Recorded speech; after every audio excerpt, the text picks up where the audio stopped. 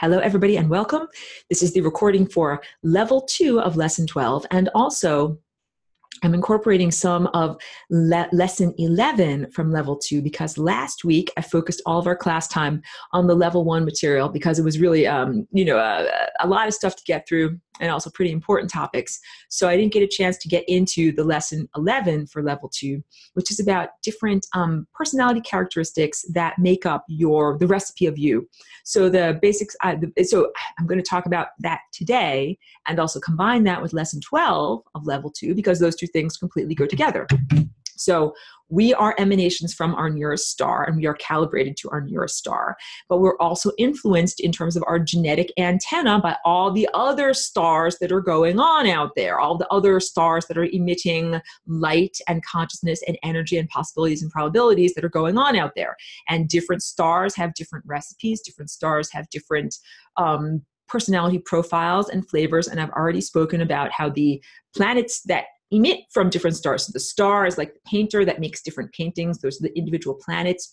There's different cultures on those planets. And some of them might be extremophiles. They might be super badasses that eat, boiling sulfur for breakfast because that's the environment that they live on.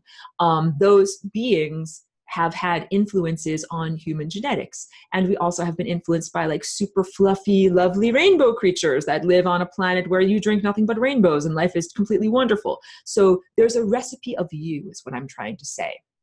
A recipe of that your personality characteristic, your overarching personality as it is expressed in this time and place is the end result of the culmination of a variety of influences. The sun, that is our nearest star, is a huge influence, very loud music that you're hearing, but you're also being influenced by the various different stars that are like playing in the background music that also influence our personality. And let's go to the time vortex. Time vortex as being a refinery of consciousness. So this is level 2. Everyone is super expert already in level 2. Let me draw it for you. When I talk about this, I'm talking about the time vortex. That's this shape. And we're understanding that this is a refinery of characteristics. Let's just get a different color for like the central core timeline.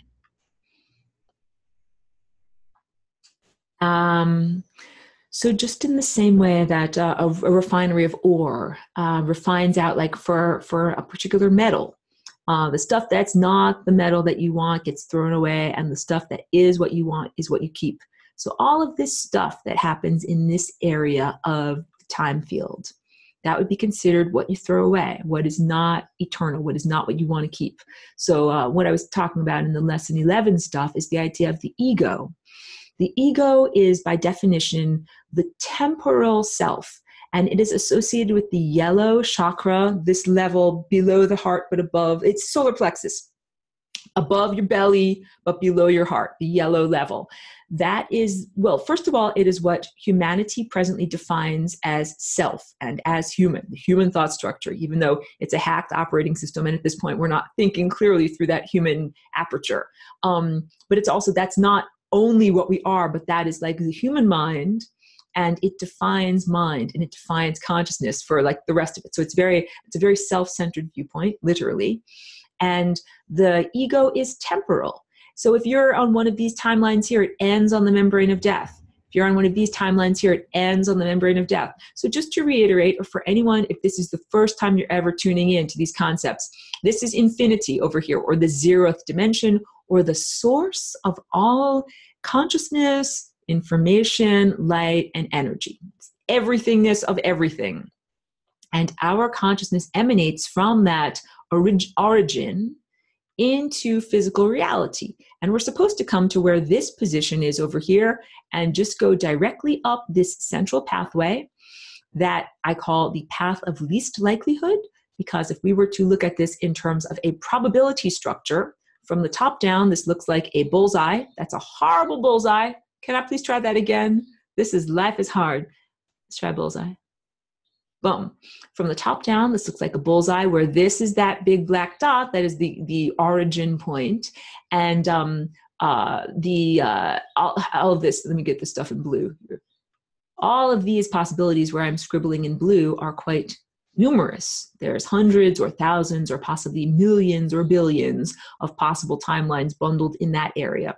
But there's only one timeline that is this central core timeline. It is the least likely, is the least probable. If you're shooting an arrow, there's a very great likelihood that the arrow will strike any of these other places, a very, very tiny, small likelihood that it will strike that center bullseye of the target. And that is literally the wormhole or the exit out of this level of embodied reality. This level of embodied reality was never intended to be some kind of a prison. I'm just drinking a bit more juice. Thank you for bearing with me. Because lots of people are like, Aurora, get me out of here. Get me out of here. Calgon, take me away. I hate it here. Hey, I totally understand. It's very uncomfortable being here. Our bodies have been degraded and human society has been structured to wring pain, misery, and suffering from its inhabitants. So I understand why you're like, hey, get me out of here. The way you get out of here is by transcending this level of consciousness and this level of experience. And in order to do that, the various personality characteristics that make up who you are need to be refined. So in this structure, these blue timelines, like a timeline moves forward like this, and then it terminates on the membrane of death. And all of the blue timelines that I'm drawing here, these are your temporal selves. Temporal, based in time, temporary. They do not last for forever. So there's two to make a bifurcation, even though you're much more than just two different things. There's two different categories of your life experience.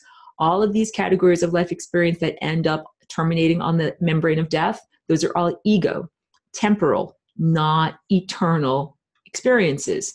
Then there's this, the central timeline, this big fat red line. That's your eternal self. And your eternal self is experienced from this starting point down here, all the way up through all the events of your life, and then to infinity and beyond. So it's not like you have some transformative experience or die or ascend or float upward rapturously, go through a magical wormhole, and then begin your timeline of, being a perfected individual. No, your beginning begins down here at birth, but it begins in this position over here. So all these other birth positions, they were peripheral. And the trajectory. So it's like you're not even starting off on the right footing on those timelines. You start off the painting or the whatever you're trying to do, whatever your creative expression is, the drawing isn't right from the beginning. If you're a painter and you're trying to draw a face or whatever, you're trying to paint a face, paint a portrait, and the drawing from the very beginning, like you've got the nose all the way over here and the eyeball is up here, like it doesn't matter what colors you choose after that, like the drawing is flawed from the beginning. So all of these other timelines where you create a temporal ego, the flaw is that your starting point is not the correct starting point. And this has been the unfair aspect of the system. It's not supposed to be that way. We're supposed to be able to start here as the starting point, like being able to know, I need to play a C. That's a C. I read it on the musical score. I looked on the keyboard. I put my finger there and I played the right note. That's the level of freedom that we are supposed to be able to have in terms of choosing our trajectory through the time field. This is why everyone says, Calgon, take me away, because we haven't had that since the degradation of our human genetic structure that then makes it necessary for us to try all of these wrong notes,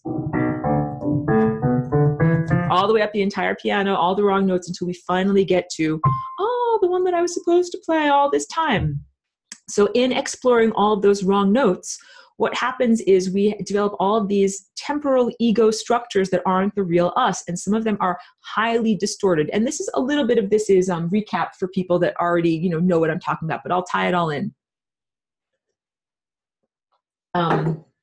It's not your true self. The blue stuff, over at the periphery of this, is not who you really are. It's distorted aspects of self, all of this stuff where I'm scribbling, these timelines. It's not the real you.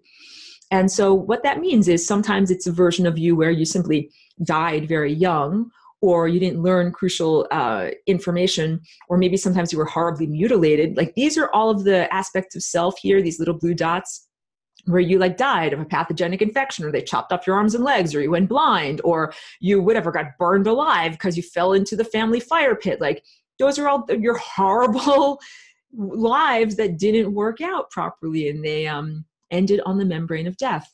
And when you're a blue dot here, where I'm making this blue dot, you're not dead yet. You're still moving through time, but you're on one of those timelines that has an ending. It is the temporal ego and the sense of self that is defined by I'm moving from this point A over to here, point B, and that ego is afraid because it fears its own ending, fears its own unmaking. To contrast, this a particle of consciousness that is in alignment with this central core timeline is not afraid. It can be 0 years old, 1 year old, 2 years old, 5 years old, or 1,000 years old. It's alive and it's going to stay alive. It never hits the membrane of death. It's the eternal aspect of self that has been refined out of all of these possibilities in the refinery of personality characteristics and behaviors. And you know that you are going to be alive. You don't have to be afraid of death. You don't have to walk around saying, what's going to happen? How am I going to die? What happens if I don't exist anymore? You know that you are going to continue to exist. The challenge is that the version of you that is existing might be very different or look very different than all of these other versions of self. And when you, now I need to draw another time vortex. Let's draw this one over here. See if I can kind of make this a neat drawing, not like a totally messy drawing. I think I did pretty well. So here we have another person's time vortex, and I'll draw the central core timeline that goes up this guy's. So that these red timelines that go up the center of the time vortex, that would be considered being an ascended master, being a version of the term paper or word processing, thesis that you're working on, and you saved that edit. And these blue peripheral timelines, those are all not the real you. Those are all the spelling mistakes and the errors and the things that aren't the real you. So here I'm drawing some, I got to get another color that you can see like the contrast. Here's like green. You see like green. No, you can't see those. It's very difficult here. Hold on a second. Get a green color. Okay, I think you can see these. These bright green, these are these other timelines of this other life. And there's an area of overlap or this area of coincidence. So the peripheral timelines, in some of those timelines, you were distorted due to medical issues or accidents or death or something like that. In some of those timelines, you became a horribly distorted person and like a psychopath. And this is how you can understand, the world's worst, most bloodthirsty axe murderers or whatever. So like, Hitler or Charles Manson, on this timeline, from our perspective, this is all that perspective when you're looking at a person's life journey. Our perspective remembers Hitler or Charles Manson as being horrible psychopathic murderers, right? And that would be like somewhere over here. So I'm making, like a peripheral life over here. And let's say this is the peripheral life of the psychopathic murderer. And you are this guy over here. Your life overlaps with them in this area of coincidence where I'm highlighting in gray. And notice that you are not interacting with them, this aspect of them. My words didn't say that correctly. Each one of us has it as part of the map of who we are, programmed in, or is an inherent part of the structure of who we are, the inevitability of this ascension timeline. Even Hitler or Charles Manson or the worst, most bloodthirsty psychopath, Vlad the Impaler, whatever, every single one of them had a central core timeline that represented their true personality, who they really are, and their true behavior when they're in alignment with the divine. That's a big takeaway here, that these central timelines are who we are when we are totally in alignment with this larger overarching meta or overarching consciousness that we find ourselves within, because we are like little tiny cells within a much larger neurology or mind system. So Hitler could have gone to art school and been an artist, but he got rejected. And he's like, well, my art career is over. I shall then become a bloodthirsty mass murderer. Life would have been different if he hadn't been rejected, if he had been an artist, if he had a different life. We don't see him. We don't see that version of him, is what I'm trying to say. We see him as this peripheral self, this crazy, bloodthirsty axe murderer. Same thing with Charles Manson. Manson had like aspirations to be some kind of a musician, but he became part of that like Laurel Canyon, Tavistock, CIA music scene They mind controlled him, and then he became a bloodthirsty maniac and killed a lot of people. And that version of him that we know, that's like this peripheral self over here, we don't know him as this central core timeline. And you're like, Aurora, you're crazy. He's a bloodthirsty murderer. I know. From this perspective, the area of coincidence, the area of overlap where your viewpoint of reality and his expression of his personality in reality overlap, you're seeing the peripheral aspect of self that is highly distorted. So just like in that movie, Groundhog's Day with Bill Murray. So in that movie, Bill Murray is reliving one 24-hour period, but here we are reliving a life within one corporeal life, that you're being refined, constantly having to do these explorations of timelines and then circulating back to the beginning and circulating. And of course, this happens from both ends because this is in a cross section. You're exploring all of these timelines that are not the real you. And it's like pressing the wrong note. That is not the real me. Not the real me. Not the real me. All the way up the entire piano until finally, that is the real me. That's who I really am. So when you encounter one of these bloodthirsty maniacs or read about them from history, you're reading about them like down here. They have not been refined, and that is not an eternal self. That it's a temporal ego.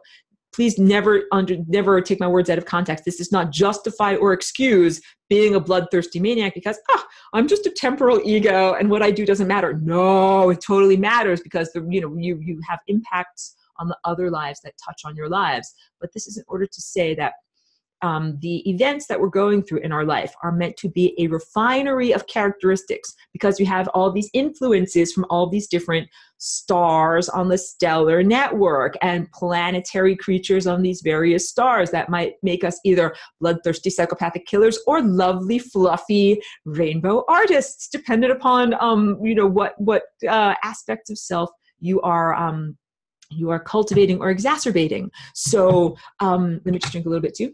Hold on, collect my thoughts.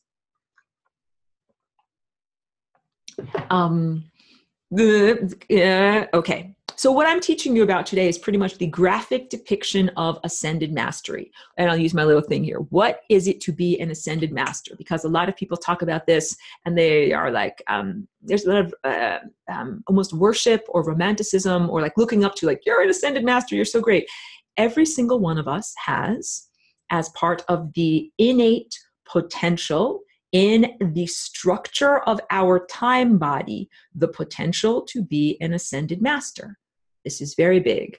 Even the most horrible example of what we would consider to be humanity have the potential inside of them to be the very best of what humanity can be. But they're not very far on their journey of recycling, getting to the right note. They're all the way down here on the scale. They haven't done very much self-exploration, so they're still in the bloodthirsty psychopath phase.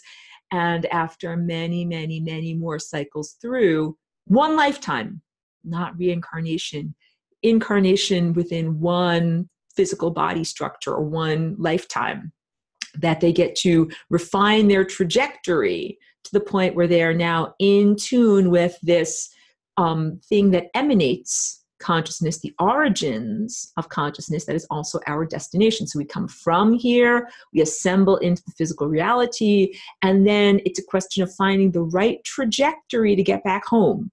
Like if you're in a bowling alley of the cosmos, be like, how do I have to bowl myself back home in order to get down the center of the alley and not go into the gutters on the side? So this is it. We are trying to do cosmic bowling here and bowl ourselves correctly.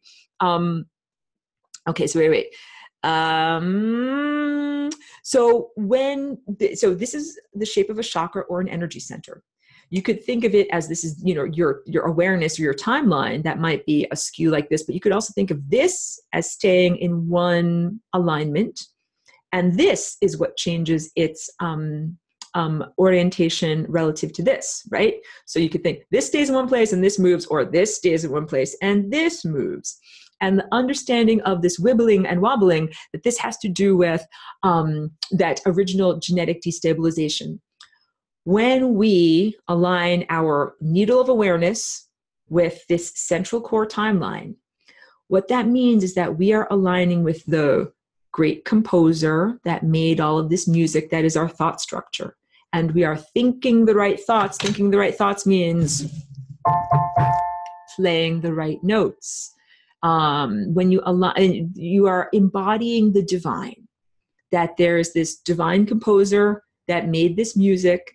And then when you are in perfect alignment, what that means is that every single one of your thoughts, your impulses, mirrors and matches the larger structure within which you find yourself. So you're a microcosm within this macrocosm. You are one little chakra inside of this much larger being that has many, many energy centers. And when you are at this angle and everything else is like this, you're not integrating with the music. So our challenge is to get ourselves in alignment with that great composer. And then all of the thoughts of that great, enormous, giant being that's so giant we can barely conceive of it coincide with our own thoughts. So if that thought is thinking play a C, and you're thinking I got to play a C, and you do it, you're doing exactly what you're supposed to do. You might be an actual musician actually playing a C, or you might be a gardener growing carrots, or you might be whatever, a bicyclist bicycling down the street. But whatever you are doing exactly the right thing at exactly the right time. And that's what being a good musician means. You play the right note at the right time. So if you're supposed to be, oh, it's 3:31 p.m., I better go bicycle down the street because that puts me in perfect alignment with the larger thought structure of this big animal that I live within that's called the divine being, God, then you're doing exactly the right thing. You as a little tiny subcellular organism within this larger body are working to maintain the health of the entire metabolism of the entire body. That's like, imagine inside of the cells of your body, you've got these little tiny molecular structures that are like, oh, I need to ride my bicycle down the street and carry some ATP or something like that. If you do it, then your body stays alive. And if you don't do it, then your body has a horrible disease. So doing the right things in our life puts us in alignment with the activities of this much larger overarching body.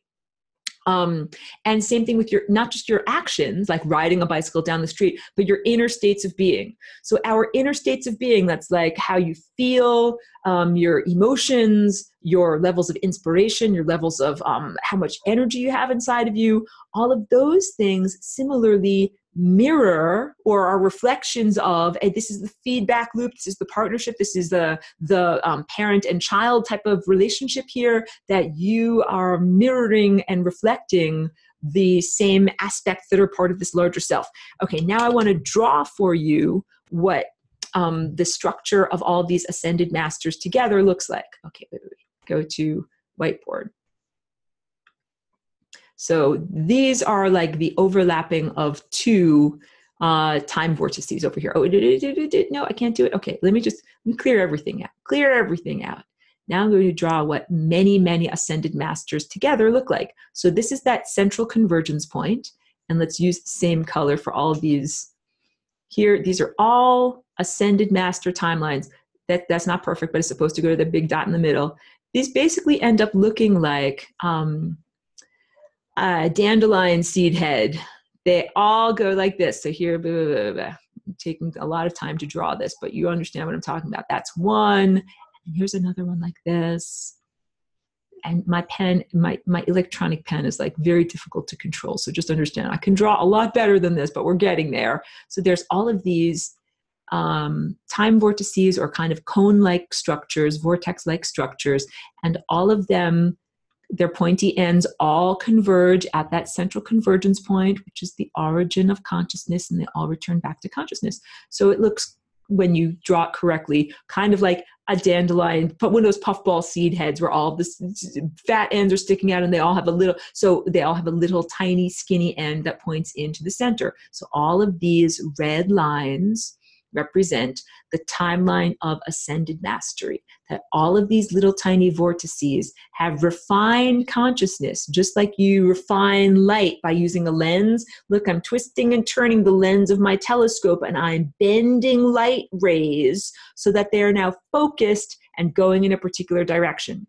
So I'm showing you this so that you can see, first of all, The timeline of ascended mastery is an inevitability that is part of the structure of each one of these time vortices. And also, each one of these ascended mastery timelines is its own unique trajectory. They're unique pathways through time. So this person over here has been emanated from the origin of consciousness, from the source of consciousness, into physical material reality, and then returns back home on this pathway. And this person over here has been emanated on a different pathway, and then returns back home on a different pathway. And what that means is, like, we're all unique individuals.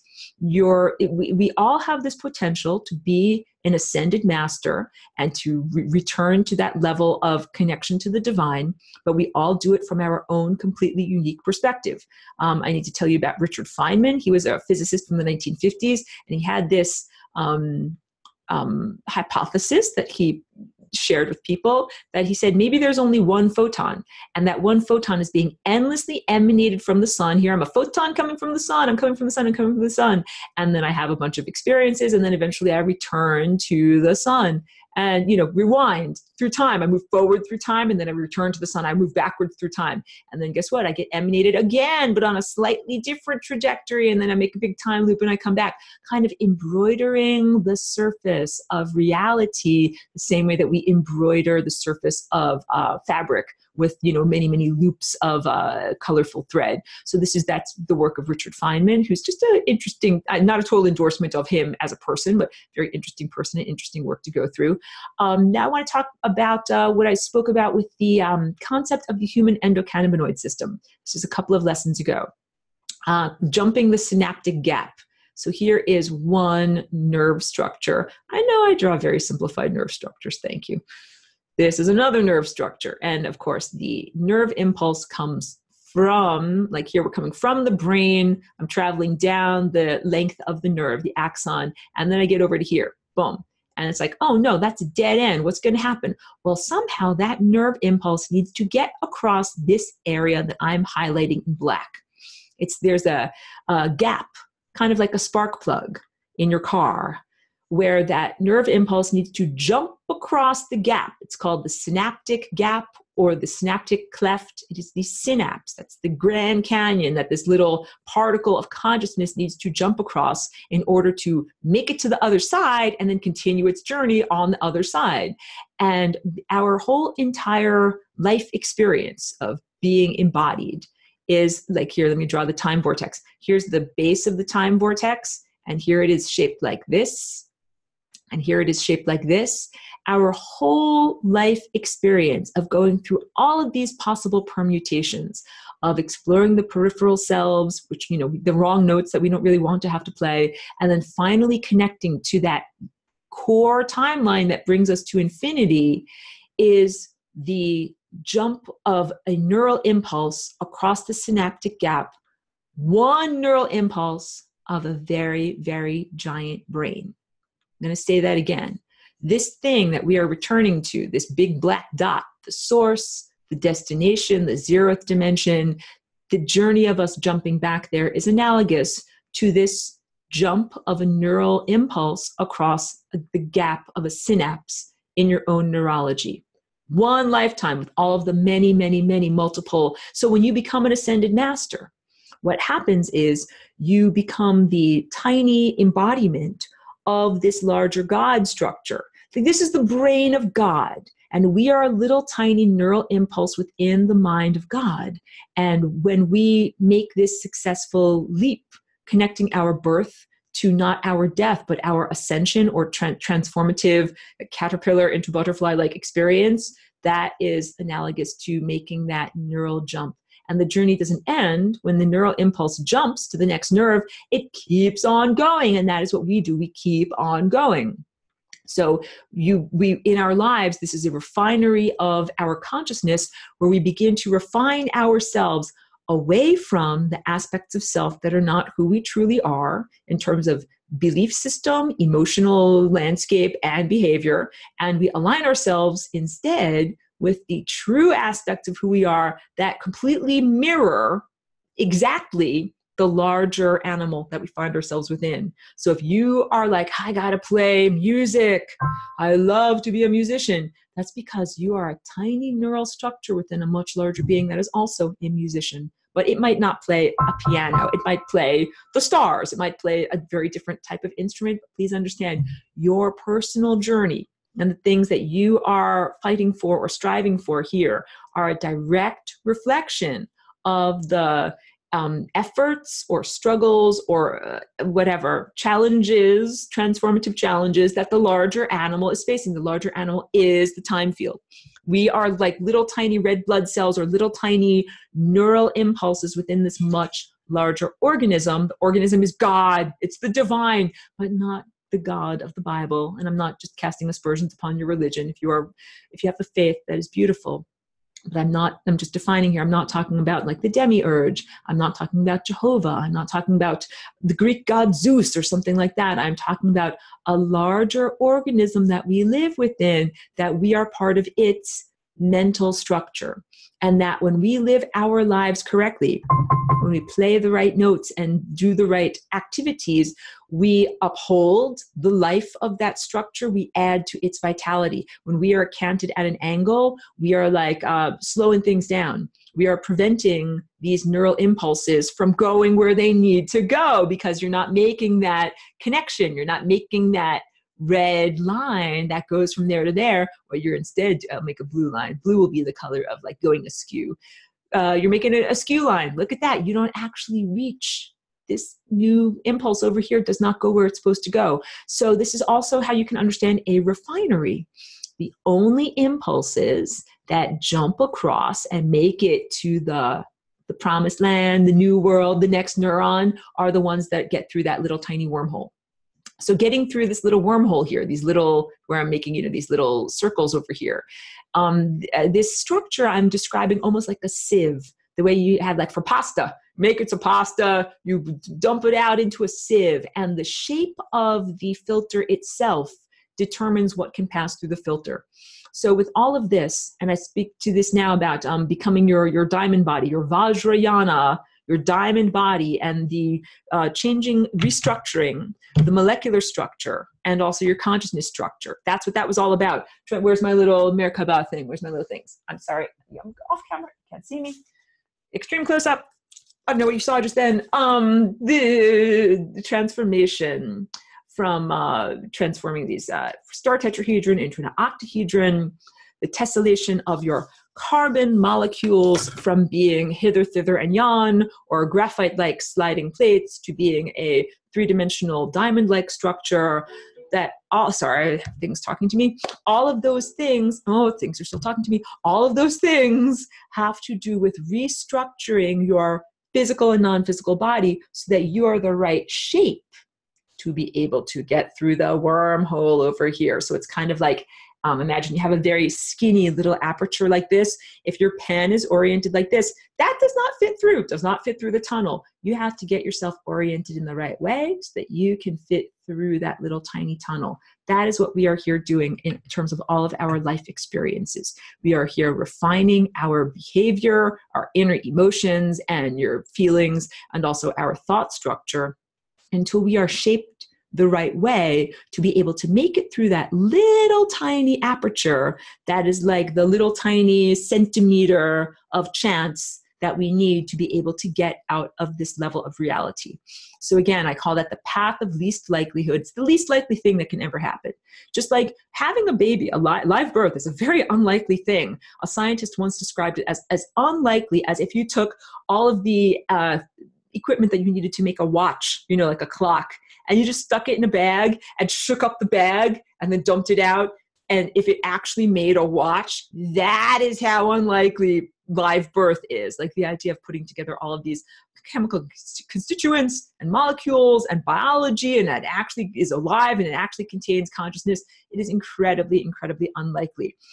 So the idea that we are able to align ourselves with that little tiny element of possibility, that is what allows us to exit this level of reality. And so level 1 of this week, I was talking all about sun gazing, and how with sun gazing, what we're doing is accreting light, gathering together light. The whole why do we come here? Why, Aurora? Why do we come here? Why are we here?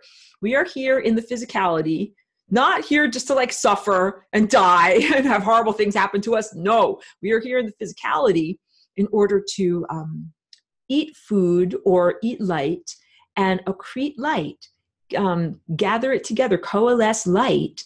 And then what we're supposed to do is use our physical body as like the fuel or the kindling for our light body to go through that little tiny wormhole and go into the next level of reality, to make that jump across the synaptic gap. And I call this lesson in level 2 the I am God circuit, because when you complete that circuit, you came from here, you into physical reality, you finally assembled here, and you traveled up that central timeline, you went back here. It's like a circuit, an unbroken loop that you are making, like an electrical circuit or a consciousness, bridge. And when you make that bridge, when you make that connection, you think a thought. And just like playing the right note. And the thought that you think is, I am God. And I always say this very playfully. Not like I'm saying I'm God and you guys are all going to think the thought Aurora is God. No, even though Aurora is God, when each individual makes that connection, each individual thinks the thought, I am God. So a little microbe gets to make that connection and it thinks, I'm God. At the same time, that microbe in your tummy makes that connection. You make the connection. You think, I'm God. At the same time, you're standing on a freaking planet that makes that connection, that thinks, I'm God. Inside of a solar system that makes that connection, that thinks, I'm God. Inside of a galaxy, etc., etc. That all of these nested layers of consciousness jump on up, including dogs.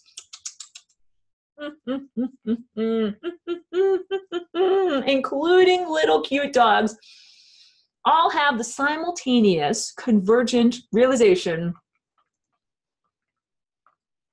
I am God. I am God. And that's like the big dance party. Thank you for the interruption. Thank you, guys. Thank you for understanding. We need the little interruption. I should get to the questions in the chat. Thank you for understanding.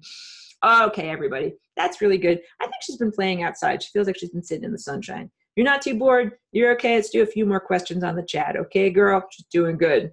Let's see what we got over here. I'll start with the most recent question. Teddy says, thank you once again. Oh, gotta go. It's good to see you, Teddy. Thank you for tuning in. Hans from Sweden, good to see you, my friend, says, if I ascend in one incarnation, do I also ascend in my other incarnations? Yes. What is happening when you ascend is concurrent in all of your timelines and lives that you're experiencing. So here's the truth of reincarnation. We are all experiencing our lives concurrently. So if you want to say like, I was Van Gogh and I was, Frida Kahlo and I was Aurora and then I was Cheeky and then I was a butterfly. It's not like first I was this, then I was this, then I was this, then I was this. You're actually living all of those lives at the same exact time. And that's really the magic of understanding this. So, I say this to people, like when I'm talking about concepts like this. So we're right now in this technological 21st century context where I'm talking to you all and we're assembling on a video conference.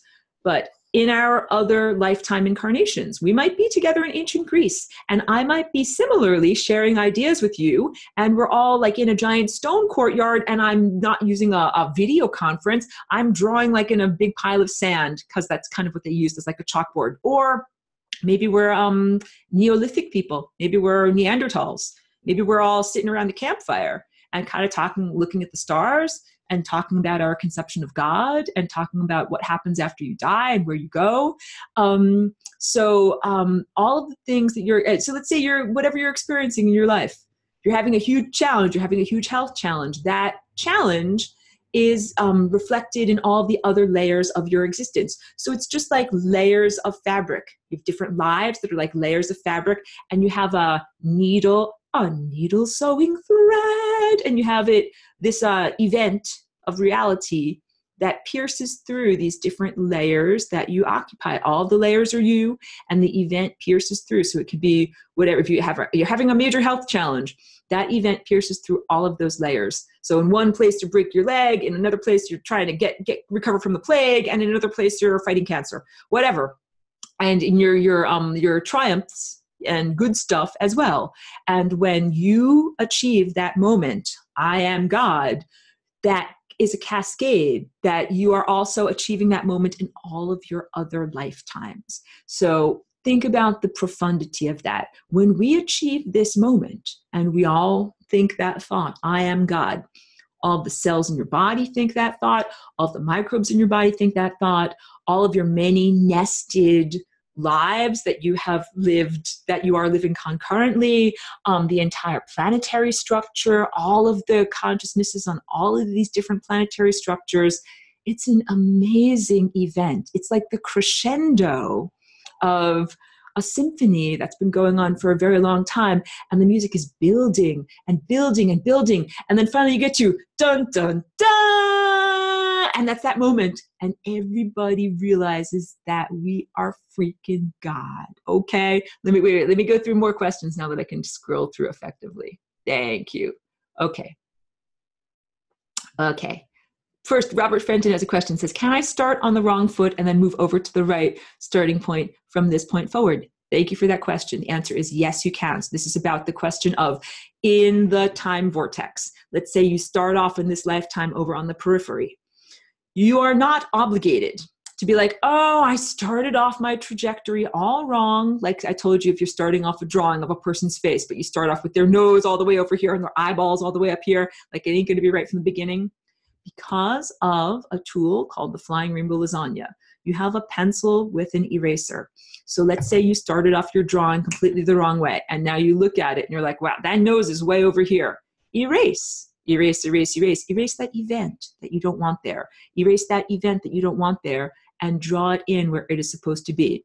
This is why I say to everyone, up until the creation of the flying rainbow lasagna, you needed to explore every single possible negative possibility of what could possibly happen to you before you found that one wormhole out of here, that one right note that you're actually supposed to play. And that's hugely wasteful and hugely frustrating. And that's actually like all of the energy that is being sent to the membranes of death powers this dark magic structure. It's not what is supposed to be happening in terms of the flow of consciousness. It's like if you have blood flowing in your body and the blood stays in your blood vessels, that is called health. If you have blood flowing in your body and it's just pooling out of your blood vessels, that's called internal bleeding and is a very, very serious life-threatening problem. What we have is internal bleeding. We have timeline bleed through with all of the energy going to the interstices, the membranes, going to the angled timelines instead of that central timeline. If all of our consciousness only flowed through that central timeline for all of us, if everybody was only an ascended master, first of all, that is what Atlantis was like. That is what our existence was like before the invention of death. There was no crap. There was no death. There was no timeline bleed through. Everything was blood within the perfect artery and nothing was bruised and nothing was bleeding internally. So this larger animal that we are living within has a horrible injury and is bleeding internally. And that's why we've had all of this suffering. That's why we've had all of this endless reincarnation and death. We're not supposed to have all of this endless reincarnation and death. So our healing of our individual life trajectories is the healing of this much larger being. So you do not have to, if you say, oh no, I started my life from the wrong footing, so I just have to live through my whole entire life and then die in 50 years and then circulate back to the beginning and do it all again and press all the wrong notes and then finally get to the right note. No, we do not have to do that. In this moment, we all have the opportunity to recognize that wherever your life trajectory might have started from, if you're going in this direction, you can take the steering wheel and turn and go in this direction and go away from the membrane of death and towards eternal life. And we begin to do that through this process of self-cultivation, inner consciousness cultivation, where basically you use your mind with every thought that you think. The question is that thought bringing me closer to the membrane of death or closer to eternal life? And same thing with all of your behaviors and actions. If you're like, okay, I really want to go towards eternal life, but first let me just work for 50 years at a job that I hate, that is taking you towards the membrane of death. That literally a lot of things that we do as a sacrifice meaning like something that you don't want to do, Those are all activities that bring us towards the membrane of death. Usually things that bring us towards the membrane of death feel uncomfortable, aren't fun and happy, make us feel very bored, make us lose vitality. Like all the things that society encourages in us, like doing things that we don't want to do, but you do it for the dangling carrot of dollars. And so you get short-term gains, get $5, but long-term losses. You end up being closer to the membrane of death. This is what it is to work in this time and place. Be like, okay, I need food because I'm hungry, because we can't do 100% sun gazing yet. So someone will say, I'll give you $5 if you do this thing over here. And it's totally not in alignment with what you're really supposed to be doing on Earth, but you do it. Dig a ditch, get $5, then you can eat a sandwich, but you have sacrificed your trajectory through time, because now instead of going in this direction, now you're flying in this direction. And that is the problem. That is the problem with the domesticated human. This is a beautiful domesticated animal that's sitting right here on my lap. You know I love her, and she's wonderful. She's domesticated. And I literally have trained her. I have to spell it out through TREATS, little tidbits, right? When she does something good, she gets a little tidbit. And when she doesn't do something good, when she's naughty, I don't yell at her. There's no hitting. There's no striking. There's no tidbit. So she gets all of her encouragement from like doing the right thing. And that's like what our life is like when you get paid. You do the right thing by going on the wrong timeline. Society is like, good job, you did the right thing. I'll pay you with money. I'll give you a tidbit, give you a little something. And then if you do it enough, then you get something in your bank account. And if you're like, no, I want to do what my heart tells me to do. I'm going to like be a poet. I want to write a poem. That's what the sun is telling me to do. And society is going to laugh at you like, okay, enjoy writing a poem because you ain't going to have any sandwiches to eat because you didn't do something for $5. That is the challenge of being a domesticated animal. But if we are our truly undomesticated form, we can eat nothing but pure sunlight. And then I can say, screw you. I don't have to do anything for $5 because I don't have to pay $5 for sunlight. So this is, again, the transformative aspect of returning to being nothing but a pure light eater. Hans, excellent question. So nested incarnations, nested ascensions, got that one. Teddy's going off to nighttime. Thank you for being here. Tin Man has a question, and thank you for being here. Says, question, can animals ascend like us? The answer is yes. Big fat yes. In fact, all of these organisms that are here on this planet right now are going to ascend. That's organisms or containers for consciousness, including the mineral realm and the microbial realm and the atomic realm. It's like if my body is analogous to the planetary body, I'm pointing at this painting over here. Like Earth is the body, Earth is going to ascend, and I'm like a little tiny cell that lives on the body, right? If that body is going to ascend, I better get with the program. I better ascend too, because otherwise I literally cannot be a part of that reality. So as my body transforms and hits the exact right note it's supposed to hit, and I align my thought structure with the great thinker that is, in the larger levels of reality, there's no room in my body for cells that refuse to play along. If they want to play horrible, ugly music, they literally can't be in my body. They literally can't be a part of my body. So if there are cells of my body that are acting up and they're like, yeah, nanny, poo, poo, we won't play the right music, you don't get to be with me. You don't get to be like, these are just very strong boundaries that were created by the great composer, where it's like, dude, if you're not going to play the right music, you can't be in the band. And getting to that I am God moment is literally being part of this larger symphony of consciousness. So there's no way to fake it. There's no way to rape your way on board. There's no way to like get on board and play the wrong music. You gotta pass the audition. That's it. So this little person right here, this person's going to ascend. And what would that mean? Does it mean that she all of a sudden grows giant and develops the fangs of a wolf and looks, different than what she is? Because she's the domesticated form of what a wolf is. And what would it look like to me when I ascend? I will not eat food from the grocery store anymore. Neither will any of us. I will not have to wear clothing anymore because we don't have to protect ourselves from the elements, because we can create our own psychic microclimate around ourselves. I breathe my own microclimate. I'm protected from my own, with my own like atmosphere from excessive sunlight or radiation. I'm like, you become, I want to say like Sasquatch, like you don't need to live in a physical house anymore. This is, you eat pure sunlight. You don't need to live in a house. You don't need to sleep. You can fly wherever you want to on wings of pure light, like it's achieving the next dimension. It's achieving the next level of freedom that comes from achieving the next level of dimensional format in your body. So yeah, that's why it's such a profound transformation. That's the type of thing where it's like it affects you, it affects society, it affects the economy. It is a huge, big deal. So also, I had an insight recently about our fall from grace, or our change from our higher levels of consciousness into what we presently experience. That what precipitated that fall of consciousness was when humans stopped doing what we want to do with our time, and we started to allow our behavior to be shaped by motivations like, I'll pay you $5 to do something that you don't want to do. So in terms of transforming and going back to being pure light eaters, basically we gave up, or originally we gave up or sacrificed our freedom to get food, where it's like, okay, I need to have something to eat, so I'll work for you. I get $5 and go and buy a sandwich, or you'll give me a sandwich directly. That was the domestication of the human. So as we are becoming undomesticated, what happens is you don't have to work for $5 anymore. Like, you do exactly what is the right thing for you, and you let's the value system. So in this time and place, there's a value system where it's like, if you don't work and earn money, you are considered like lazy, indigent, almost disrespectful. Like, kind of like, who do you think you are? Just want to exist. And you think that you're going to get food. Like, everyone else is out there working hard. Like, why do you think you don't have to work hard? The idea of you only get to do that when you're on vacation. 2 weeks a year, you can lay on a beach and eat coconuts. But the rest of the time, you have to do something in order to earn your money and be allowed to be in existence.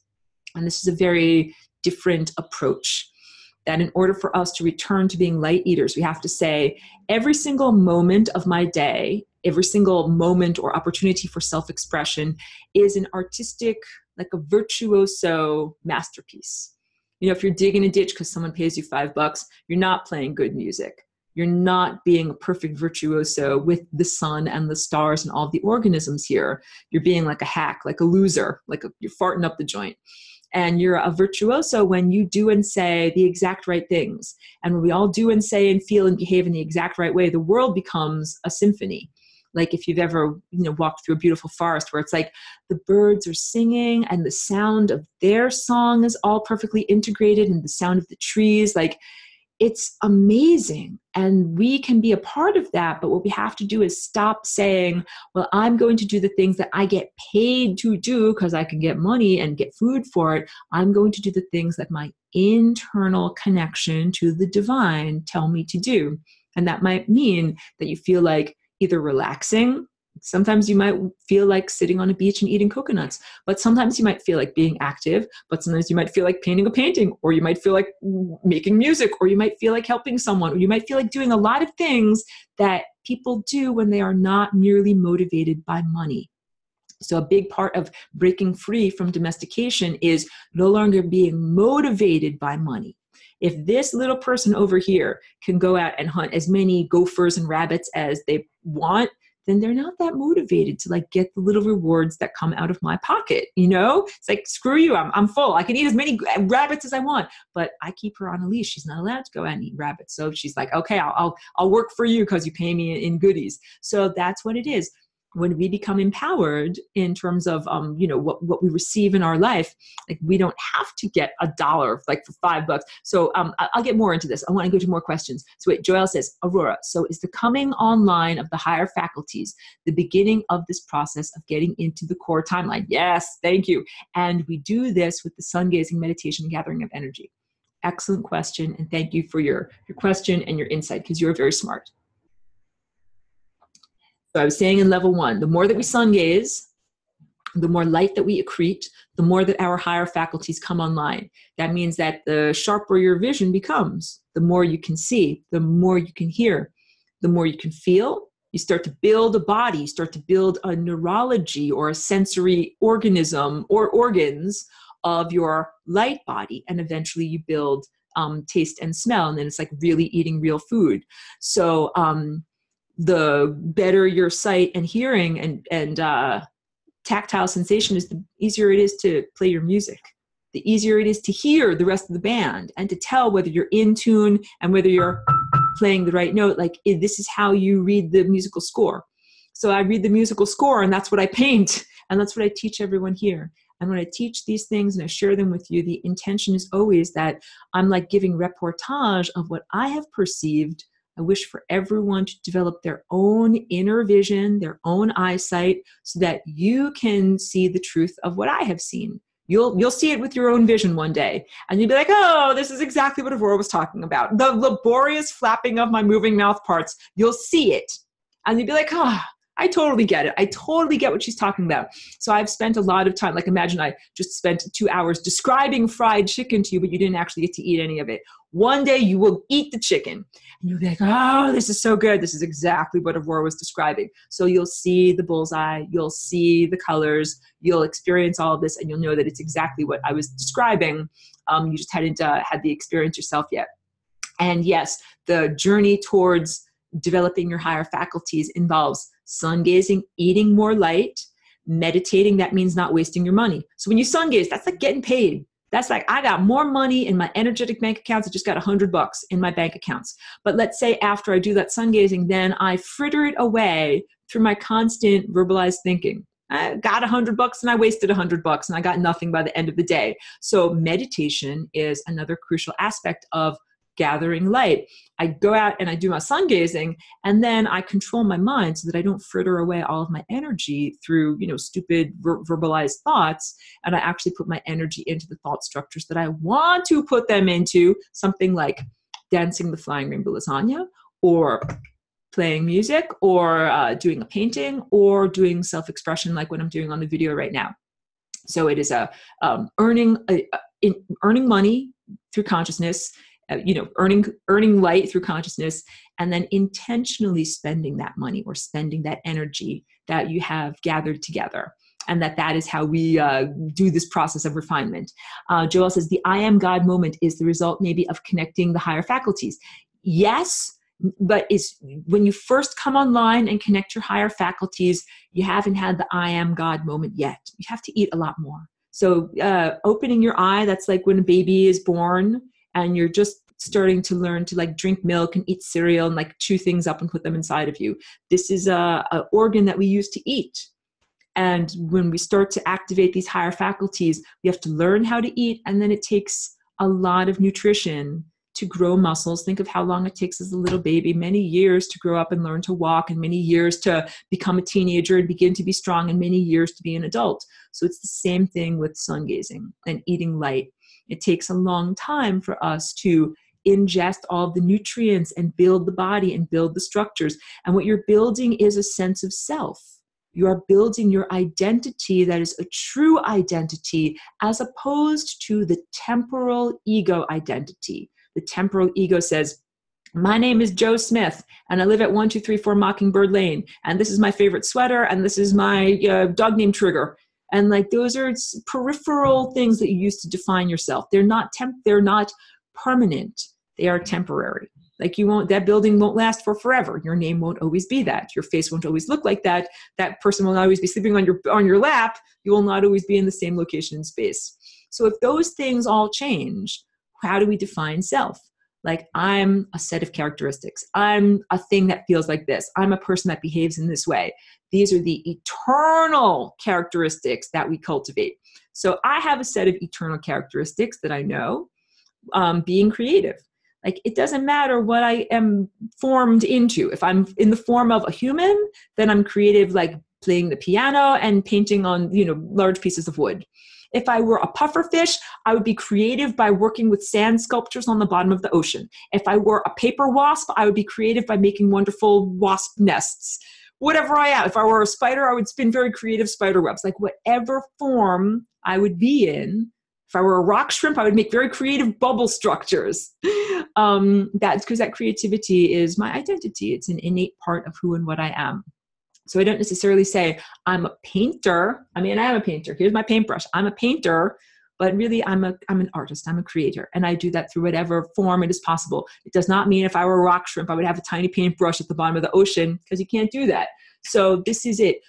We cultivate our true self here in this format but our faces won't always look like a human. Our faces won't always look, we won't always have like 2 arms and 2 legs and 1 face and live in this type of a body. We might live in a different format. So if you define yourself based upon like, I define myself as having eyes that are shaped like this or a nose that is shaped like this. Well, you don't have that face anymore. Who are you? How do you define yourself?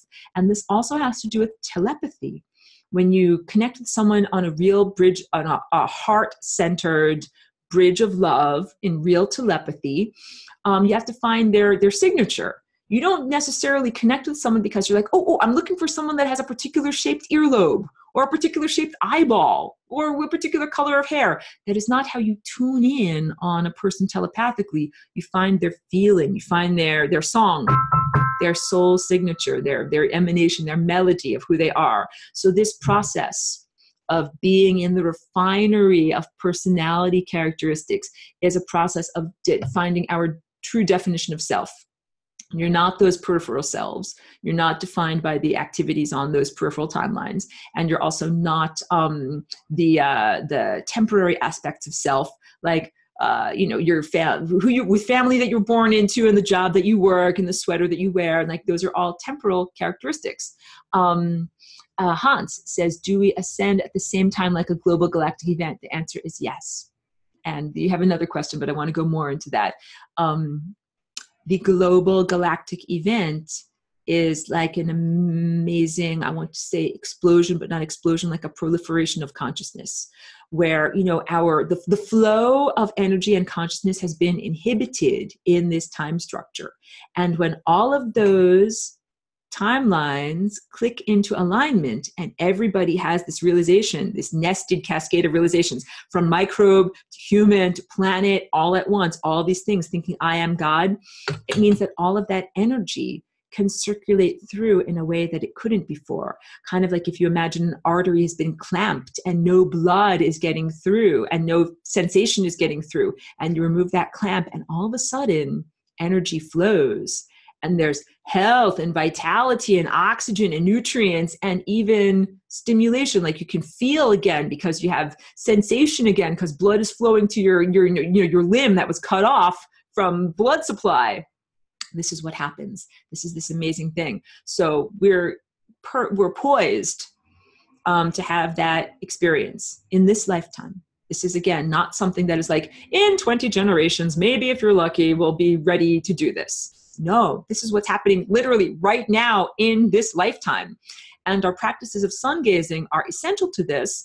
And we're absorbing not only physical light from the sun, but also higher energy radiations, like in the gamma spectrum, like way higher than our physical eyes can absorb. But we're still absorbing that. This is a different level of food for our bodies. And yeah, the freaking chemtrails are meant to try to inhibit our eating and inner development. It's like saying, don't feed the babies real milk, give them watered down formula, because then they'll be weak and like wimps, and they'll be, easily killed. That's what they're trying to do. So you have to be like, no, I'm going to eat my real food anyway. I'm going to get my real sunlight anyway. The other question from Hans, well, I guess so if everything happens at the same time. That's what it is. It's that this is all happening concurrently. So a lot of our experiences were kind of spread out temporally across time. But this final denouement that we experience, it's like all of these movies coming to a crescendo all at once. It's incredibly profound. And I want to leave you with an uplifting message, because it's been quite a difficult uphill battle. Been slogging up the mountain, trying to get to this point. It ain't easy. And we now can get to this point. And it's not only in your own life, it's in everything. What's going on? Someone's got the hiccups down here. Something's happening. I don't know. Joelle says, do you think that this whole thing of everyone having certain other lives that defines them as a soul, or how some say you have a similar face in all your lives, is a sneaky way to get people to identify with the temporal ego, so we hit the membrane of death? Yeah, super sneaky. There's all of these things that, curtail our spiritual development and feed our ego instead of feeding our true self. And so in terms of feeding the ego, first of all, everybody's been everybody. If you want to get some kind of a past life reading, so you're going to pay somebody $300 and they're going to do a hypnotic session and tell you who you were in your past life. Save your money. I will save you hundreds of dollars. Pay me $5. I don't even have to pay me $5. You have all been everybody. You've been me, you've been this dog, you've been the butterfly that flew past your window. We've all been everybody. You've been Hitler, and you've been Manson, and you've also been Therese von Neumann, and you've been Jesus or Yeshua, you've been Gandhi, you've been the very worst and the very best. We've all been all of them. So yes, I was Van Gogh, and I was Frida Kahlo, or I'm that guy, and I'm that guy, and I'm also that obscure artist that never made it anywhere, and I'm also that guy over there. Like, I'm all of these guys. We are all of these people. I'm actually all of you. You're me. That's the profundity of having this realization. So the ego happens when you have some kind of a reading, or you say, your first pages of the book that you read where you're like, oh, I was this guy, I was Genghis Khan. And then you don't read any further and find out, oh yeah, you've also been all these other people. In fact, you've been everyone. So if you identify and you say, I was Genghis Khan, and then you start to develop a story and a sense of self. Like, oh, that must be why I like Chinese food and I like Mongolian barbecue so much. That's what it is. No, that's not what it is. So, it's the sense of like you're taking certain lives or cherry picking certain lives to identify with, when really you've been everyone. So the mitigation of that realization is if you have a flash of insight and you're like, oh, I was Genghis Khan in a past life. It's like, yes, you were. And also understand you were all the other soldiers that were alive at the time of Genghis Khan. You were also Alexander the Great, and you were also all these other great warriors. You've been everyone. And just choosing certain ones is a reflection of your present ego state. So to give an example, like I know someone who's a lovely person in this life, but they had a reading that someone told them that they were one of the people that dropped the bomb on Nagasaki or Hiroshima back in World War II. And in this life, this friend carries so much guilt from having this, psychic person tell her about this, that she's like always feeling like she deserves to have, different illnesses and things like that, because she's like making up for the karma of dropping the bomb on Nagasaki. And I want to say to people who focus like that, like, first of all, there are energetic firewalls between lives for a reason, so that you take responsibility for the things that you have personally done. I'm responsible for what I've done in this body as Aurora. And that's big. Like, I am not Charles Manson right now. He did his own thing. I was Manson. I'm Aurora. I was Hitler. I'm Aurora now. So I take responsibility for who and what I am right now. And this is essential, because otherwise none of us would be able to be free. We'd all be carrying the burden so much of who we were in a past life that we could never be free. And also, let's say you did something amazing in a past life. Like, I know someone else who really identifies with the inventor Tesla. And it's like, oh, I was Tesla in a past life. Well, that's great. And Tesla was a total rockin' genius. But what are you doing in this life? Like, let's say if you think, oh, I was Tesla in a past life, but in this life, I'm just going to like sit on the couch and do nothing and drink beer all the time. That's not good, because you're getting your whole identity and sense of self and value from somebody else in another time and place. So each one of us, again, focus on this person, this life experience, who you are, and being the best version of who you can be here and now. And don't focus too much on who you were in ancient Sumeria and whatever sins of the past you might possibly have experienced. And I think that's definitely an ego trap. And that's why, like, guys, I don't do past life readings, and I tell you, like, you've all been everyone. And I would say, like, huge yellow caution flags on doing your own hypnotic regressions or paying someone else to give you a reading, because I think that that's not necessarily the diet, the nutrition program that you need in order to transcend the levels of your present ego. Sometimes that information can just feed your ego. So yellow caution flags on that. Eleanor Sanders says, so ascended masters who incarnate don't suffer. So this is a really good question. Do ascended masters incarnate? And my understanding is that once you have, you've aligned yourself with this core central version of you and made it to that moment where you recognize I am God and returned to that central convergence point, you don't have to get into a body again.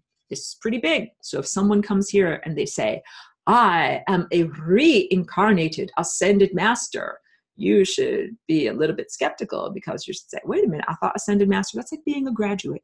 It's like graduating from the school of this level of existence. So if someone comes here and they say, like, I'm a graduate, you can be like, well, wait a minute, why are you still in school if you were a graduate?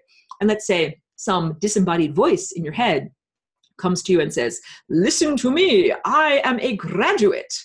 You could be like, okay, like if you graduated, why are you talking to me? I'm still in school over here. Like, why aren't you doing all the things that people who were in school and graduated do, like go on and have a career and paint paintings and do all sorts of stuff. Like you go to art school to learn how to paint. You don't keep on staying in art school and doing the same old boring lessons. Like when you're in art school, you paint a bowl of fruit. Like that's boring. You do it once to learn how to do it, but you don't want to have to keep on coming back, do that over and over. That would be torturous. You develop those skills, then you graduate, you go on, you do things that are much more interesting than painting a bowl of fruit. We're painting a bowl of fruit here right now, just learning like how to handle a paintbrush, how to make paint do what you want to do with it. Once we become experts, like you get to graduate and go and do something that's much more interesting. So yellow caution flags on anyone who says that they're an ascended master in this body, in this time and place, because it means that like you only get to be here if you have lessons that you need to learn. And you could say, what about you, Aurora? Yeah, I'm a walk-in. And the truth is I came in through the flying rainbow lasagna and I have lessons to learn. And my lessons are not the lessons of the majority of humans that are here. I'm learning something else because my motivation for coming here was not like to, whatever, like the lessons you learn when you have a family and you have children, you have those things. Like I'd love to have those experiences, but that's not why I'm here. My why is to share the flying rainbow lasagna concept. That's why I came into the body. It's like my gig, my job, my mission for being here. So my mission for being here is to share these ideas and these concepts and whatever. It's not just to sightsee or be on a pleasure cruise.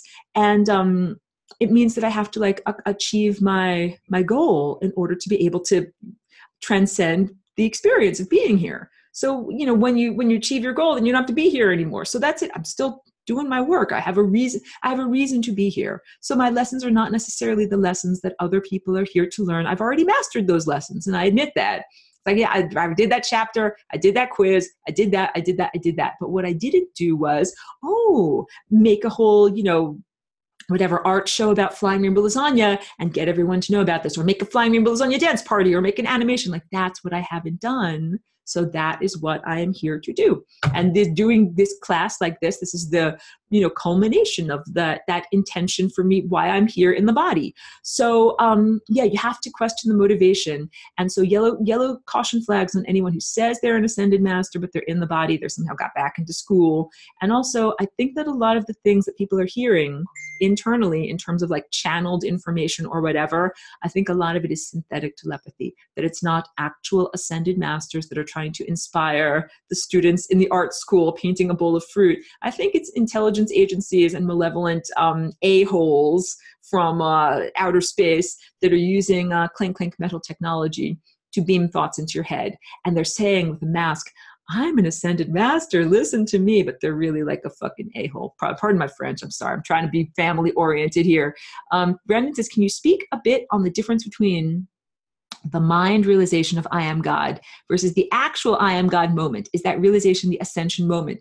Yeah, thank you for that. So this is not merely like a conscious thought that you think, like, I want to eat peanut butter and jelly, or, the light switch is on. Like, it's not an intellectual realization.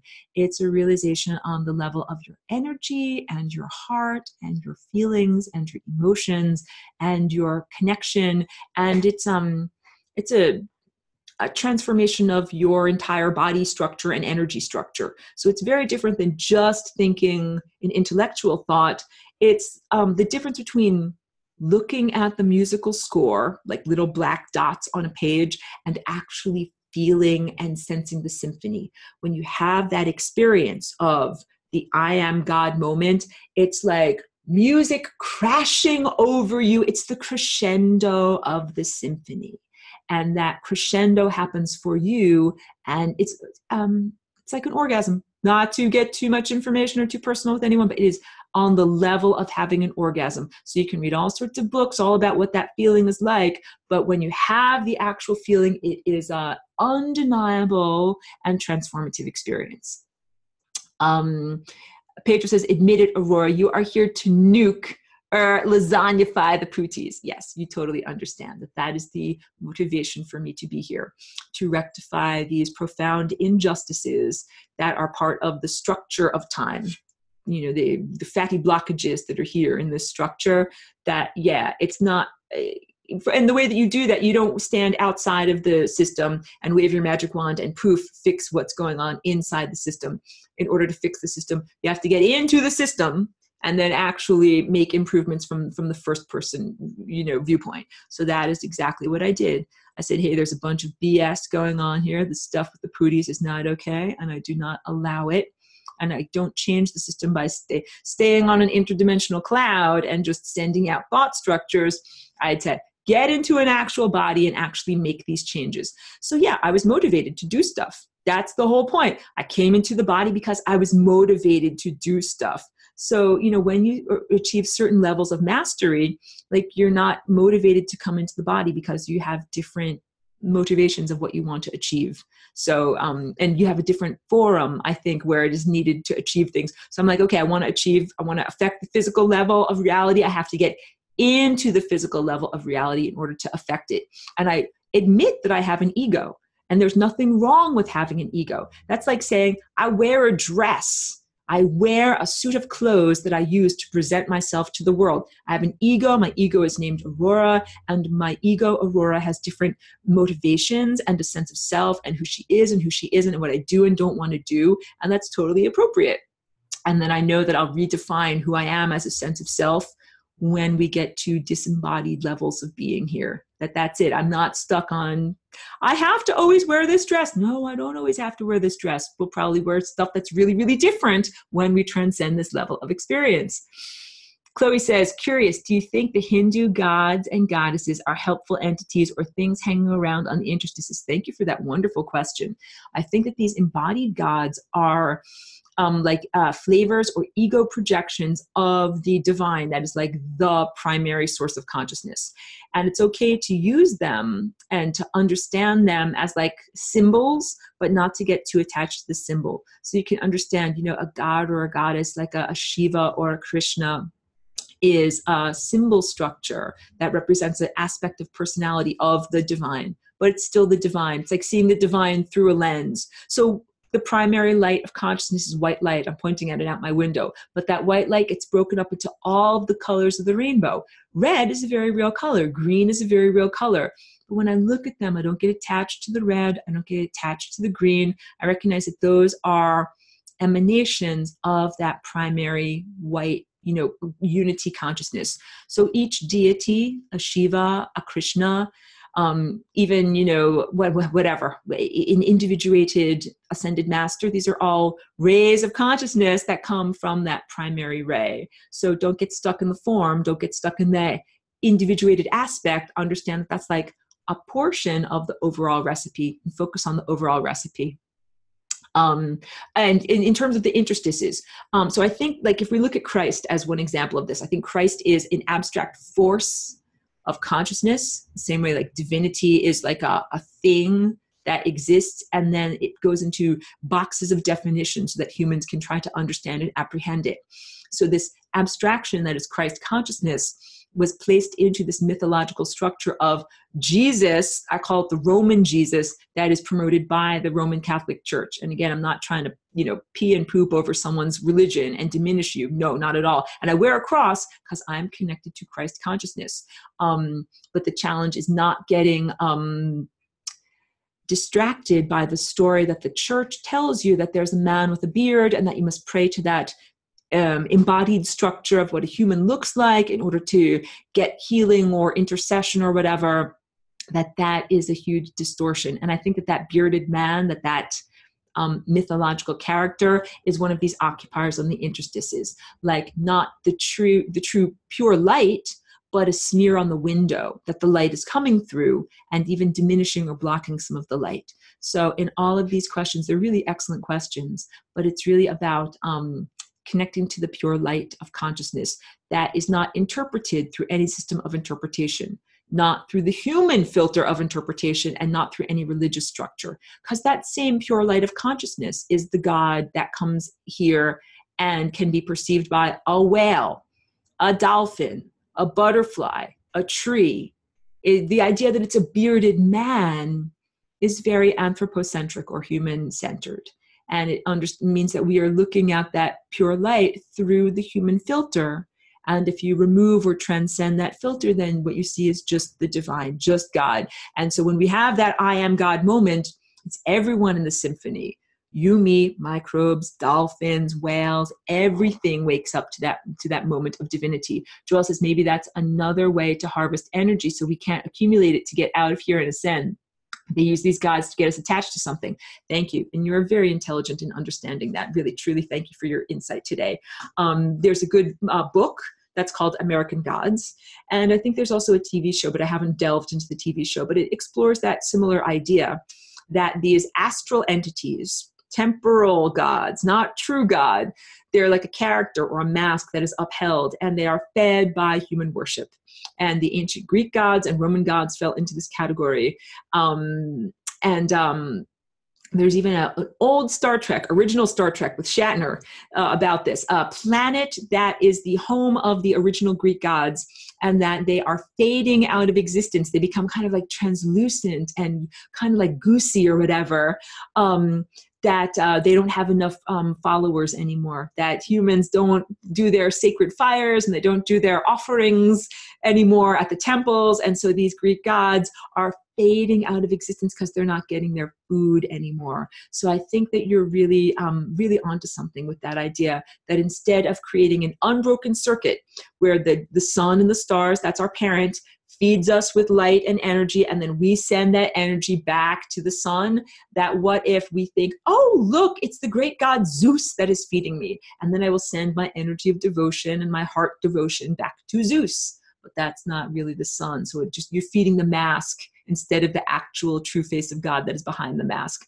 So all of those things, I would say, like, keep looking for the true face of divinity, which is us. It's you, it's me. So in this class, I hope that I'm making a good distinction between this understanding of the I am God circuit and our own divinity, and the generic New Age teachings where a teacher might say, I am God, we're all God, everybody's God, including evil, horrible Charles Manson. Yeah, Manson is God, but not like, you know what I'm talking about, not in his present state. And that's a really huge distinction to make.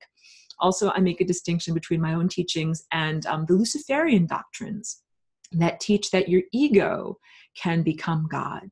And none of this that I'm saying has anything to do with your ego or your temporary sense of self becoming eternal and becoming God. No, what happens is your eternal, you develop your eternal sense of self while you're in the body. And that is what becomes God, or you become connected to God while you're in the body. So the distinction is not, I create a fake, cocked up together type of, hinky-jinky ego, and then I tell that ego that it's God, which is like the demiurge, basically, a totally maladjusted ego that's like, wah, wah, wah, I'm wearing a diaper, I'm pooping all over the place, I'm killing you, I'm smiting you. Like, that's not God. That's a demiurge. That's like a toddler tantrum. And that's not the eternal aspect of ourself. The eternal aspect of ourself is who we are when we are refined perfectly, and all of our personality characteristics and behaviors are perfect, and we can become that being when we still have a body. You can be, in perfect alignment when you're in your body, but you haven't yet had that moment of transcending or exiting this level of reality. And basically, when you level up, you exit this level of reality. You don't have to turn around and come back. You don't reverse. Those things where you exit the parking garage and it says, do not reverse. Severe tire damage may result. Don't go in reverse. That's what this ascension process is like. You move forward into the next realm and you do not reverse. And then, of course, the next group of students comes through and circulates through. Yeah, that's right. Chloe's laughing at the demiurge with its poopy diaper smiting everyone. It's a toddler with a tantrum. So understand that. And again, I'm not trying to make fun of anyone who believes in the Bible, but there are some very unhealthy aspects of the teaching and belief system of what the definition of what is God based on the biblical God. And when I talk about God, I have to make a distinction between that. So to distinguish, I'm not a biblical literalist, and I'm also not a traditional New Ager, because I'm not just saying, like, in a general sense, everybody's God and everything is God. I'm saying that every one of us has the potential in our format to align ourselves completely with this divine aspect of self, but we still have to do that refinery process. So many people are still on the journey. Manson's on the journey. He ain't there yet. All right. So keep that in mind, because you might meet bloodthirsty axe murderers. Don't make yourself vulnerable to attack by being like, I'm going to hug you because you're God and I'm God. No, no, no. Don't do that. Don't do that. Protect yourself from beings that have not yet refined themselves and cultivated themselves to the point of recognizing that they're God.